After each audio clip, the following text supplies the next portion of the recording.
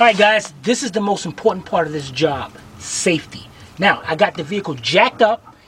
I got my emergency brakes held in. You got to have your emergency brakes on. If you do not trust your emergency brakes, get you a set of wheel chocks and chock up the back wheels. The reason why is because on front wheel drive vehicles, what's keeping this car from rolling is the front wheels, but you got the front wheels up in the air. Now, as you can see, I got two very good, you want to make sure you get a good brand of jack stands. Now, I am working on dirt, and as I always told you guys, if you're working on dirt, you want to make sure your jack stand has a solid foundation. As you can see, I got plywood up under the jack. Don't use particle board, use plywood, because you do not need this. This is vehicles heavy. You do not need this vehicle coming down on you. Now that we got everything situated and straightened out, now you can leave your hydraulic jack up under the frame just in case, but I'm going to remove it. I feel very confident of what I did right here. All right, let's move on.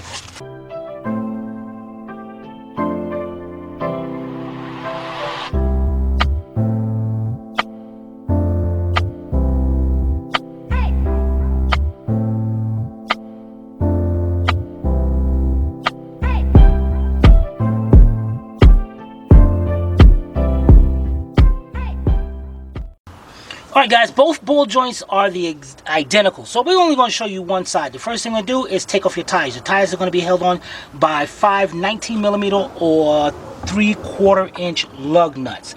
Now, one of them, you can see, this is not different. It's actually the same as these, but the cover has came off. I hate those covers.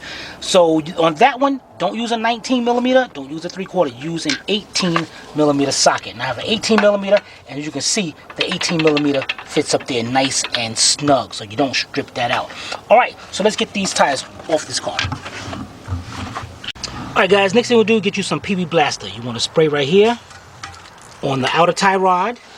You want to spray inside here. Your lower control arm is right here. You want to spray inside here. You saw that nut right there? Alright, and that one's okay.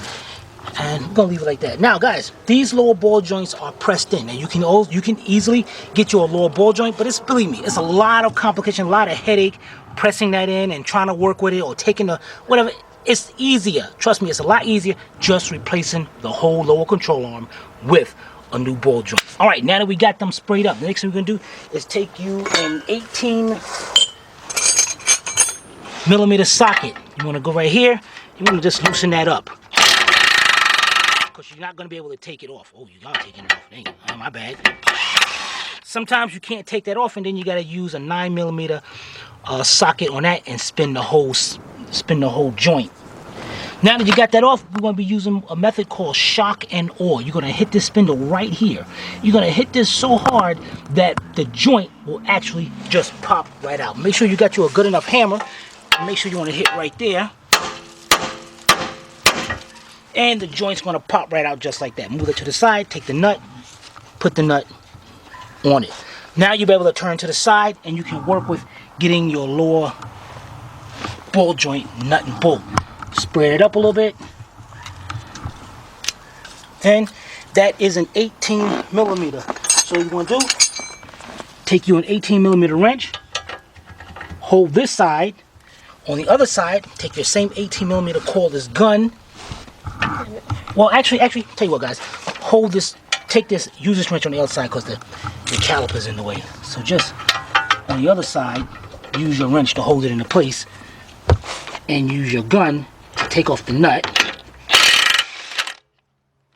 Just like that. Now, that's going to be tight in there. Let me see. What you want to do is, I'm going to show you a little trick of getting this out of here.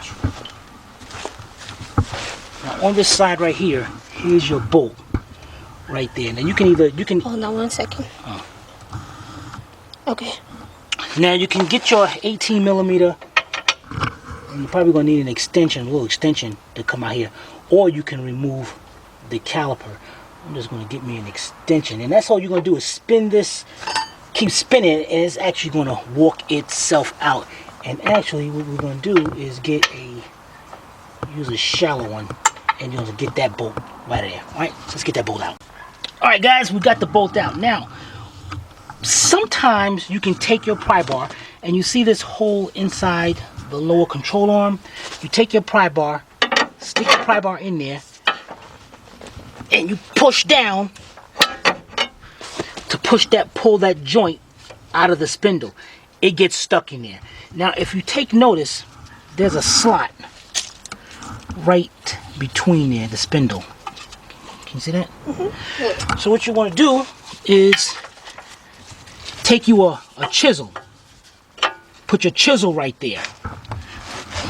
Then take you a hammer, and you want to hammer the chisel into there. Now this is kind of difficult because sometimes you need like a second person to like hold that to the side.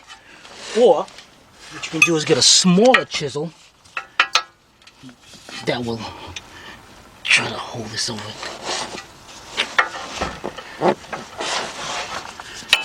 Try to get a smaller chisel to like just get it to hold in there just a little bit. And that's not gonna work, man. Alright, so what you gotta do, let's see if we can hold that to the side. Okay. Just get that in there. Stuck up just a little bit. That's why I dropped down. I knew it was gonna drop down.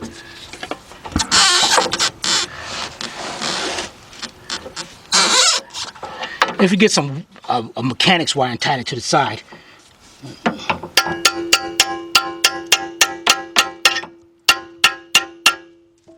What you gotta do is try to open that up so you can pry that out of there.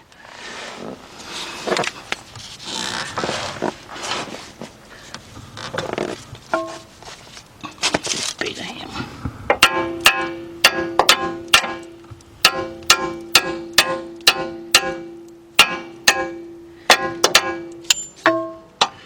Okay, let's try that and see if it works.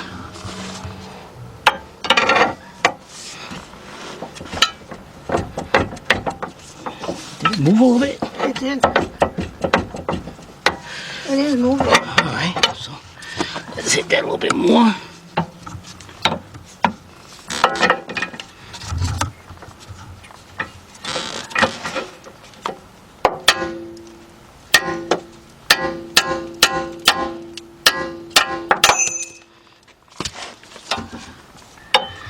Let's try that.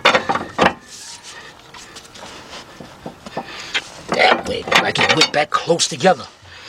Alright guys, what I'm going to do is I'm going to tie this up to the side, and then I'm going to use the bigger chisel. Alright, I got mechanic's wire holding this out of the way. Got the bigger chisel in there. Now let's try a pry bar. And it popped out of place. Good. Get that out of the way. That is cool. Now let's get yourself a 21mm wrench and a 21mm socket. Be right back. Alright, next you want to do, get you some more PB blasting. What you want to do is spray inside there and spray over here. So they give us a hard time coming out of there. And this one, they're doing a 21mm wrench. To hold this nut, there's a nut right on top over here. You want to hold that nut up there while you take off the bolt from the bottom, and then you got a 21mm on the side that's just... Wait a minute. Where? Right here. Can't see. Here, come on, you see it's going only one way.